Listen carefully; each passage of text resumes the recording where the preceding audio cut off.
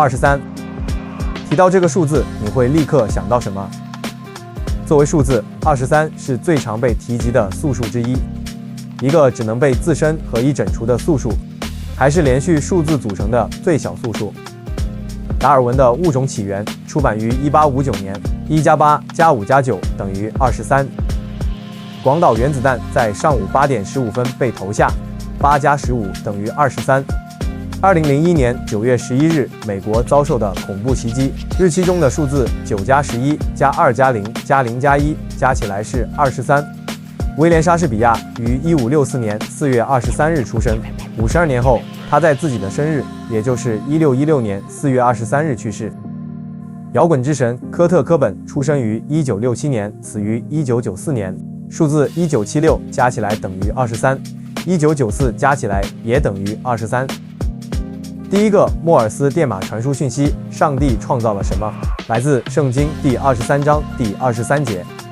人类生命的开始，父母双方各贡献23条染色体。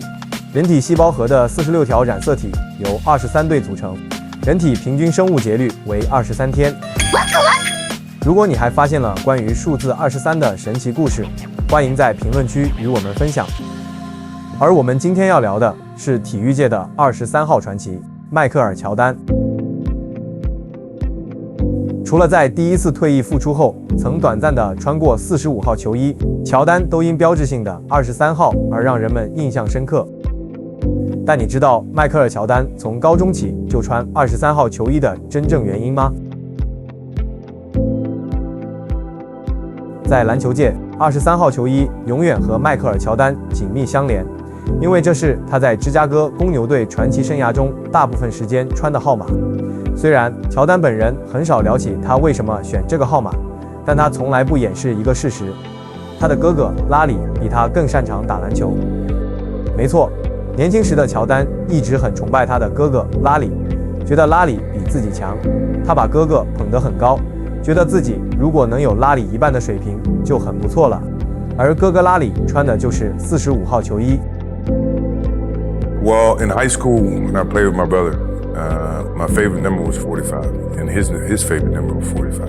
But we were on the same teams, so he had seniority. He had the option to wear 45, so I just figured 23 was half of 45, 22 and a half. So I grabbed 23, and 23 has kind of stuck with me the whole time. 当乔丹终于进入雷尼高中的校队时，他选择了23号球衣。到了北卡罗来纳大学，他也穿这个号码。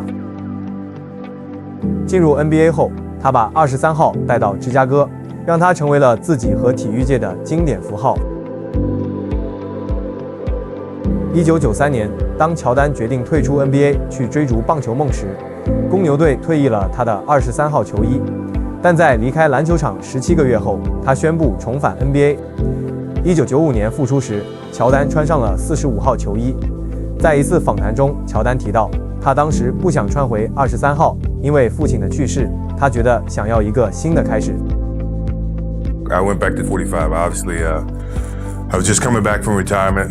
My father just passed. I've never worn any other number other than 23 in front of him in the NBA. So I kind of felt like I wanted to start off fresh. It's a new start. So I went back to my old number, which is 45. And for whatever reason, that didn't click in terms of luck or just the way I felt. 然而，这个新的开始并没持续多久。穿着45号球衣的乔丹和公牛队在95年的季后赛第2轮碰到了当时如日中天的奥兰多魔术队。在第一场比赛的决胜时刻，魔术队的尼克·安德森抢断了乔丹的控球，随后魔术队反击得手，赢下了比赛。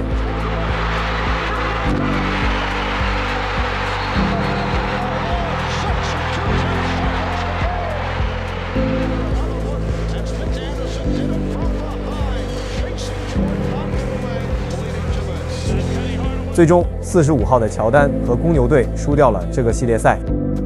赛后，魔术队的尼克·安德森扔出了那句臭名昭著的挑衅：“45号不是23号。”这句话深深地刺痛了乔丹。之后，乔丹决定重新披上他的23号战袍。从1996年到1998年，带领公牛队又拿下队史第2次3连冠。牢牢确立了自己作为篮球史上最伟大球员的地位。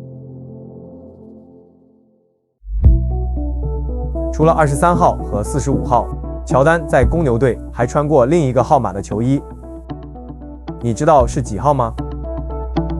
I was going out for my normal pregame activity, and then when I get to my locker to put on my uniform has been stolen. So it's February 14th, 1990. We have the Chicago Bulls coming into town. Well, that morning, after their shoot around, their locker room was set up, every player's jersey, shorts, warm-ups, everything laid out. After they left the building from their morning shoot around, the locker room door was deadbolted, locked, and then we had a separate lock that we put on the door with a hasp. So there was only one person with a key to it. And the Bulls showed up probably around 4:30. When they walked in the locker room, they noticed the number 23 jersey was missing. Everyone was trying to go into the stands to try to find my jersey, replica jersey that everybody was wearing coming to the games. None of them fit, obviously. So I ended up wearing number 12 for that one particular game. A couple days later, they found out from security that one of their personnel had set up a plan to get the jersey, had actually gone through another locker room, climbed over the ceiling, came through a ceiling tile, grabbed the jersey, put it back in the ceiling, planning for, I guess, a few days later to come back and get it after thinking no one would figure it out. And we beat him, but in turn he had 49 points in the number 12 jersey. 2021年，乔丹的 Jordan Brand 推出了一款名叫 Jordan Series 01的球鞋。这款鞋有不同配色，主题是乔丹生命中的重要影响者。首批发布的款式之一是亲爱的拉里 Dear Larry， 这是他对哥哥的致敬。这款鞋上充满了拉里的符号，鞋侧和鞋舌上绣着亲爱的拉里字样。右鞋垫上写着 Swing for the fence， 挥棒要打全垒打。这是乔丹经常提到的拉里说过的一句话。左鞋的胶底上刻着 It went down in the backyard， 一切都在后院发生。右鞋胶底上则是 There was never any doubt， 从无任何质疑。两只鞋底上都有一个黄色小圆圈，里面写着45%。感谢你收看本期节目。我的频道是关于复古篮球、球星卡、篮球鞋以及各种 NFT 收藏的。如果你对这些内容感兴趣，欢迎点赞关注。下期再见，拜拜。